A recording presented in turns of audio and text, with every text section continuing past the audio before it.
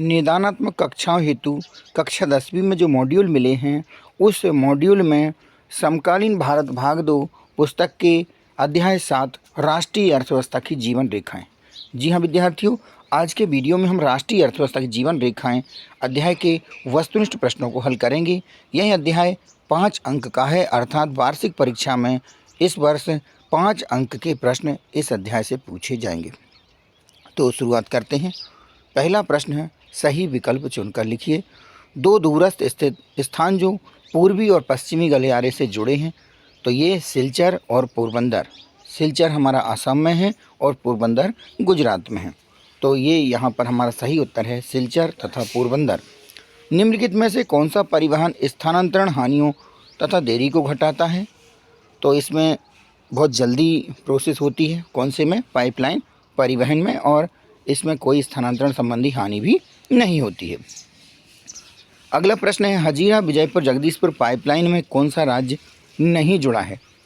विद्यार्थियों, आपको देखना है कि कौन सा राज्य नहीं जुड़ा है। तो मध्य प्रदेश जुड़ा है, गुजरात जुड़ा है, उत्तर प्रदेश जुड़ा है, लेकिन महाराष्ट्र नहीं जुड़ा है, इसलिए हमारा सही उत्तर है महाराष्ट्र।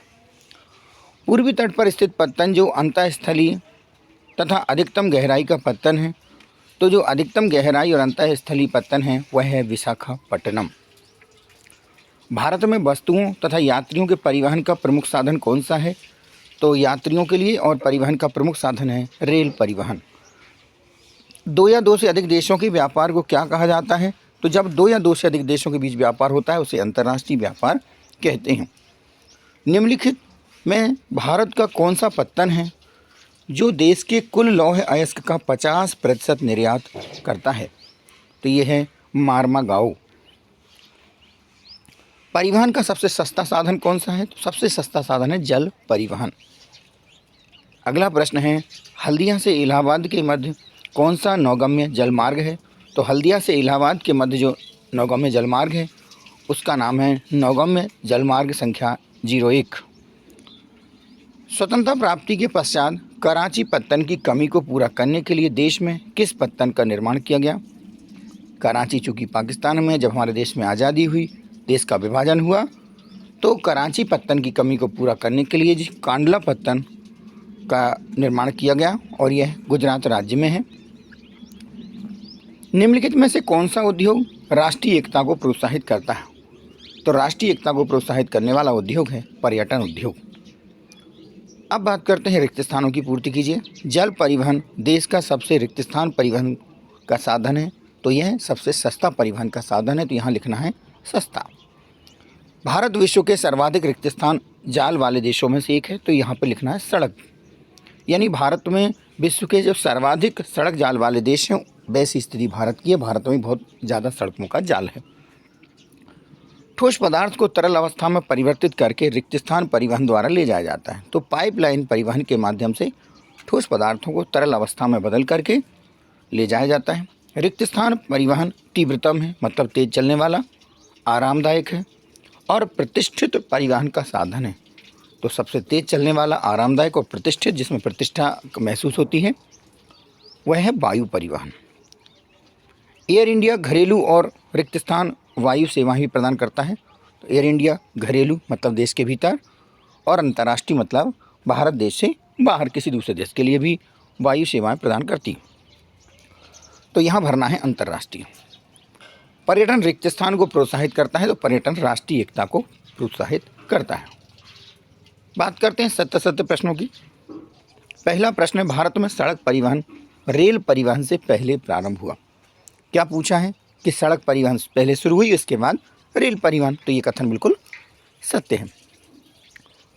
अगला प्रश्न है, भारत पेट्रोलियम का निर्यात करता है।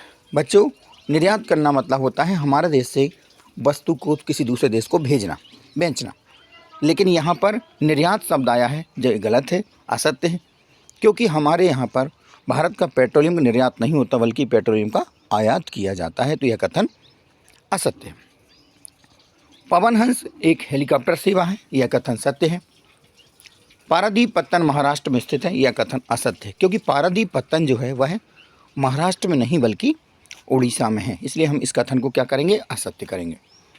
हल्दिया तथा इलाहाबाद के मध्य यमुना नदी जलमार्ग है, यह कथन असत्य है, क्योंकि हल्दिया और इलाहाबाद के मध्य यमुना नदी जलमार्ग नहीं बल्कि गंगा नदी जलमार्ग है। अगला प्रश्न है, कोंकण रेलवे का विकास भारत के पूर्वी तट पर किया गया। यह कथन असत्य है, क्योंकि कोंकण रेलवे का विकास भारत के पूर्वी तट पर नहीं बल्कि पश्चिमी तट पर किया गया है। तो यहाँ पर हम इस कथन को करेंगे असत्य। भारत में सर्वाधिक चलचित्र मतलब होता है जो हम फिल्म देखते हैं ना, उन्हें चलचित्र कहा जाता है। तो भारत में सर्वाधिक चलचित्रों का उत्पादन होता है, यह कथन सत्य है। कोची पत्तन लेगून के मुहाने पर स्थित एक प्राकृतिक पोताश्रय है, यह कथन सत्य है। ठोस पदार्थों को तरल अवस्था में परिवर्तित कर पाइपलाइनों द्वारा एक स्थान से दूसरे स्थान ले जाया जाता है, यह कथन सत्य है। अब बात करते हैं सही जोड़ी बनाइए की राष्ट्रीय राजमार्ग। तो राष्ट्रीय राजमार्ग को निर्माण करना, उसकी देखरेख करने का काम होता है केंद्रीय लोक निर्माण विभाग का। राज्य राजमार्ग जो कि प्रदेश स्तर के होते हैं, इसका निर्माण कार्य, रखरखाव का कार्य सार्वजनिक निर्माण विभाग द्वारा किया जाता है, यानी लोक निर्माण विभाग या सार्वजनिक निर्माण विभाग। सीमा सड़क संगठन भारत सरकार के एक प्राधिकरण है। ज्वारी पत्तन, कांडला पत्तन जो कि गुजरात में है, अंतःस्थलीय नदी पत्तन कोलकाता में और कृत्रिम पत्तन चेन्नई में। अगले प्रश्न की बात करते हैं जिसमें एक वाक्य में उत्तर देना है। राज्यों और देश में व्यक्तियों के बीच वस्तुओं का आदान प्रदान क्या कहलाता है? तो राज्यों और देश में व्यक्तियों के बीच जो आदान प्रदान होता है वह व्यापार कहलाता है। किसी देश के अंतर्राष्ट्रीय व्यापार की प्रगति का किसका सूचक है? तो वह आर्थिक वैभव की सूचक है। आयात और निर्यात के अंतर को क्या कहते हैं? यानी आयात में से निर्यात को जब घटा दिया जाता है तो क्या शेष निकलता है? वो निकलता है व्यापार संतुलन। भारत में प्रमुख पत्तनों की संख्या कितनी है? प्रमुख पत्तन यानी मुख्य पत्तनों की संख्या है 12। भारत के किस पत्तन को दीनदयाल पत्तन के नाम से भी जाना जाता है? तो वह कांडला पत्तन है जिसको हम दीनदयाल पत्तन के नाम से भी जानते हैं। भारत में अंतःस्थलीय नौ संचालन जलमार्ग की लंबाई कितनी है? तो अंतःस्थलीय नौ संचालन जलमार्ग की लंबाई 14,500 किलोमीटर है। भारतीय रेल परिवहन को कितने रेल प्रखंडों में विभाजित किया गया है? तो यहाँ पर जो वर्तमान में 2025-26 की पुस्तक है, उस पुस्तक के अनुसार 17 रेल प्रखंडों में। यदि किसी छात्र छात्रा के पास पुरानी पुस्तक है तो उसमें 16 प्रखंड भी लिखे हैं, और यदि आप नेट पे सर्च करेंगे, गूगल में सर्च करेंगे तो 18 रेल प्रखंड आएंगे, लेकिन हम यहाँ पर 17 लिख देंगे क्योंकि हमारी जो पुस्तक है 2025-26 की उसमें 17 रेल प्रखंड लिखे, तो हम यहाँ पर उत्तर दे देंगे 17 रेल प्रखंडों में। अगला प्रश्न है, विश्व की सबसे लंबी सुरंग का नाम बताइए। तो विश्व की सबसे लंबी सुरंग जो लगभग 9 किलोमीटर लंबी है उसका नाम है अटल टनल। भारत के परिवहन मानचित्र पर कौन सा परिवहन नेटवर्क अपेक्षाकृत नया आगमन है? यानी नया परिवहन का साधन कौन सा है? पाइपलाइन परिवहन।